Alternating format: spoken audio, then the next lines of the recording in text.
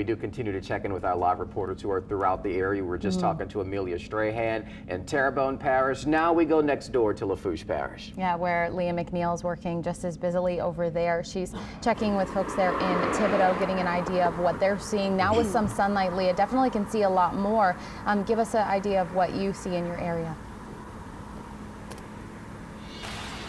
Well, now that we are getting a little bit of daylight, we can definitely see the impacts of Hurricane Francine. The parish president did say that they saw a lot more impacts here in northern Lafourche than what they did see where we were down in Lockport, Galliano area. You see that these trees are tangled up in power lines. Right now, if you look back at that tree, it looks like it's really just snapped like a toothpick and kind of spilling onto the road, which of course is causing people to kind of veer over a little bit to this side. But you can see that there are power lines that are very much still down. There's even some kind of stretching toward where we are along this side of the street. So you definitely want to be careful.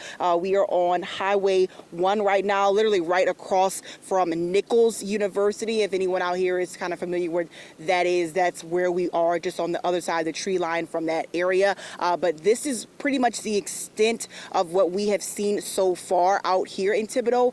Good news though, we have seen quite a few Entergy trucks kind of driving around.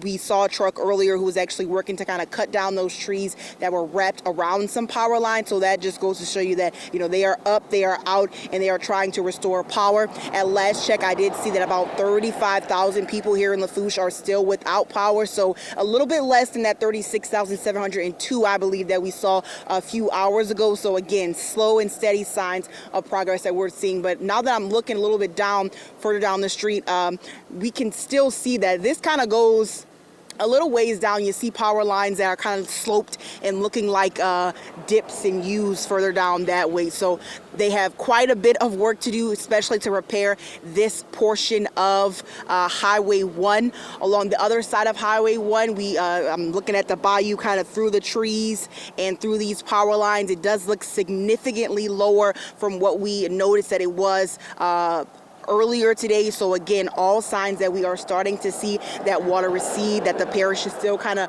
has those pumps going, has those pumps working to get this water continued to go out. The parish president did mention that high tide around this time a little bit earlier. So we're going to be reaching out to see if they've been seeing any issues with that. But as you can see, we are seeing a lot of people here out along the roads. We do want to remind you all that there is still a curfew out here in Lafourche Parish that will remain in effect until 10 a.m. today. Of course, we want to give the linemen, Entergy, first responders more time and more space to breathe, so that way they can work in a quicker way to get everybody's power back on. I heard Peyton mention that, you know, it was very, very hot during Ida, and I'm outside right now and I can feel it. We have a very, very nice breeze. I heard Amelia talking about it earlier. Very hard to believe that a hurricane was blowing through the area just a few hours ago that actually did this. If we didn't see this damage out here, we didn't see those, you know, limbs and those twigs on the side of the road, we would have never known